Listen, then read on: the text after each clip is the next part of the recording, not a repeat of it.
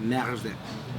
Nana lamb chop. Those are some sounds my mouth has never produced before. What's going on, everybody? Welcome to a special episode of Phone Bros Food. Typically, we cover food from the Far East, but today we're covering another East. The Middle East. Specifically, Lebanese style. You know we couldn't make this video without the help of our Lebanese friend, Ashley. Marhaba. Hi, my name is Ashley. Ta'akalu. What does that mean?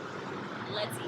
Yo, sounds good. Let's go. All right, we are so excited. Ashley, where are we at? We are at Wahib's. We are in Alhambra, California. This is one of my favorite restaurants. I introduce my friends to Middle Eastern food all the time. Don't worry, I got you.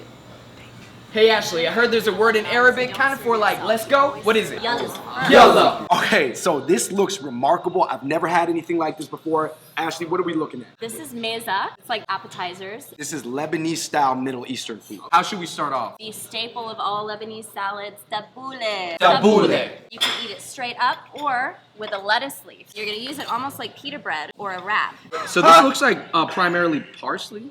Now we've got to go with the fattoush. Fattoush. It's a little variation, a little bit different. Still fresh, still green. But if you eat that, you'll be healthy and you will not have a fat tooth. You will not have a fattoush No. if you eat that. It's to Part balance it 2. out. We're gonna start with the cheeses. Then we Usually got I that- eat this with a little bit of olive oil. Well, you can't have it without tomatoes as well. So you gotta do olive oil, tomato, onion, Oh, and I then like try that. it. Drizzle a little bit of olive oil. Why, thank you, Richie. Shukra. Afwan. This is lebne. It's a yogurt dish. With this dish, you're gonna take a spoon of it. You're gonna get some olive oil because that's the good stuff. This is my favorite because you can add garlic. And you scoop it up with bread and go in. Yeah. If I could suggest eating the feta cheese with the tomato, it's a good mix. That's the best part about fresh ingredients is you can mix them and they all will go well with each other.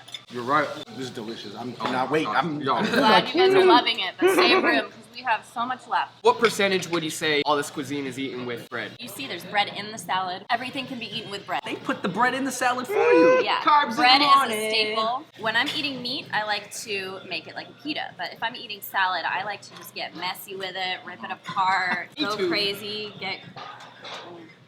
So this is wada arish, grape leaves. Inside of this is rice and tomato and onion. Sometimes they put meat in it, it depends. There's vegetarian versions. Reminds me almost of a beef stew without the juicy part. This is baba ganoush. It's a pureed eggplant dish with garlic, lemon, and sesame paste. Here we got hummus with chickpeas, sesame paste, garlic, lemon juice, and olive oil. How would we eat this? We would just...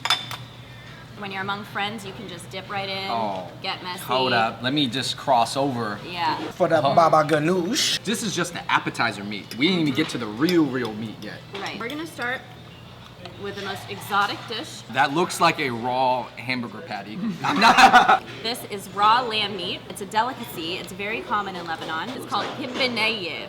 Well, you can eat raw lamb because it's a red meat, just like some people eat raw beef. Garlic is essential here. We're gonna take your bread, you're gonna add your garlic on top, then you're gonna grab a mint leaf. Cheers. Wow. I've never had raw lamb before. I likes it. At least the tiger inside of you just... Now we can move on. This is called sujo, and this comes from our Armenian friends. This is a spicy sausage. Let's try this. I'm gonna dip this in the baba ganoush. Back to the baba. What are we looking at? This looks more like the baked portion of the meze. We're gonna start with the meat. This is kibbeh, the cooked version of the raw dish that we just ate, stuffed with meat and onions, as well as sometimes chickpeas. A lot of people would expect the shell to be made out of a vegetable, but no, it's actually made out of meat, which makes it even better. A ball of meat covered by a larger ball of meat. I like that a lot. This looks like falafel. What is it? You're exactly right. Falafel is made out of beans. There's no meat in this. Let me- The sauce is crucial as well. You need some sauce. Oh, this is some of the best falafel I've had. This right here, we got some pickled beets. It's really good at clearing the palate. They look a little bit scary and exotic, but they're great. No, thank you. Yo, this is like Beats by Dre. Or like beets ballet, banan. What do we have here? Looks like a curry puff. It's very close to an empanada. It's dough filled with meat. It's called Okay. marjan. Oh, now this one has cheese. Looks like a cheese puff. That's real cheesy. Round two, let's go. This is kefta. It's a ground beef with special herbs, also onion, pounded up like a hamburger, cook it like a kebab. Grilled chicken, which is amazing with the garlic. And then we've got the traditional beef. And then we've got the specialty frog legs. All right, let's do it Let's eat first. it Let's do it first, first. yeah. Tastes like chicken. It kind of does, yeah.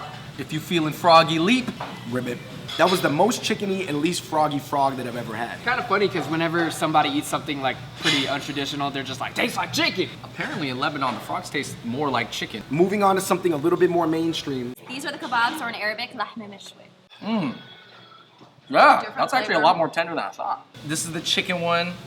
I'm familiar with this joint. You gotta tell me what this is. To me, it looks like rice with noodles in it. It's called sha'nine, and they're small noodles that you put in with the rice. I would say this chicken is so tender. Did you guys eat the chicken yet? Super juicy. So juicy. Well, in Lebanon, they eat a lot of chicken, a lot of lamb. Also, they eat cow and goat. Here in the United States, we eat a lot of beef, so it's a little bit different here. But I do suggest trying lamb and goat if you haven't.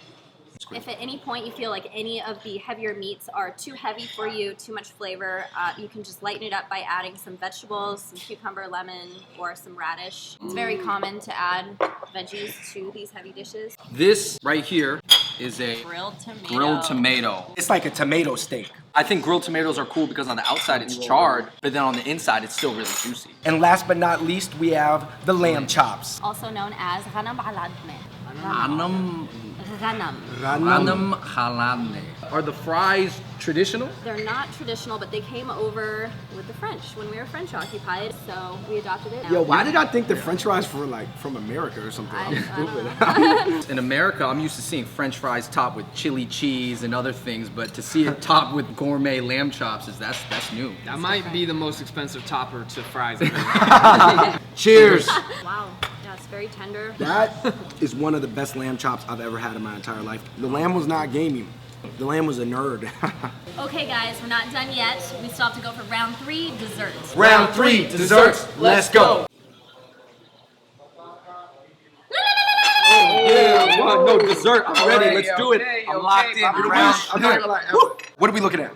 We are looking at a traditional and simple Lebanese dessert. We got some fresh fruit to sort of wake us up, and then we've got some bitlewa or baklava, and we're gonna have some coffee with it as well, some traditional Turkish coffee. All right, Ashley, I noticed you called this Turkish coffee. Why is that? You're right, I didn't call it Lebanese, I called it Turkish because it came to us from the Ottoman Turks. Typically you put sugar in it, you don't have to. I like to put a little sugar. It doesn't smell like any coffee that I've smelled before. No, it does not. It feels like straight to the coffee, straight to the bean, straight to the point. Cheers. Cheers. Wow. Had some Turkish coffee. I was like, whoa. So we'll start with watermelon or batikh in Arabic. That's actually a nice balance with the coffee because the coffee was really strong and bitter. I'm gonna try it. Ready for the baklava? Yes. Baklava, also known as bitlewa. So what it is phyllo dough with some walnuts and orange blossom water. Would these be like the equivalent of maybe like chocolate chip cookies for you guys? It is. You know what?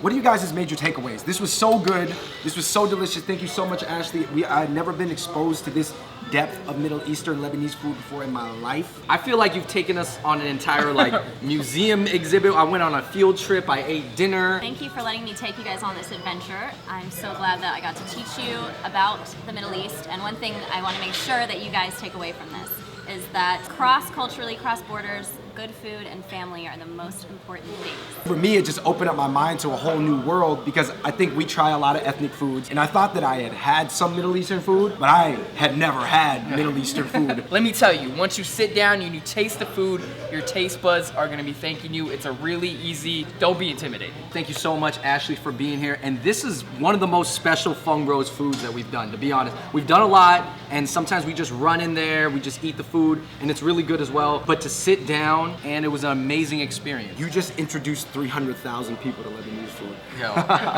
Cheers. Cheers. And I am awake now. Thank you guys so much. I'm so excited and honored to have been able to teach you guys about Lebanese culture and cuisine. And I guess this is the end. In Arabic, when something is done, we say khalas.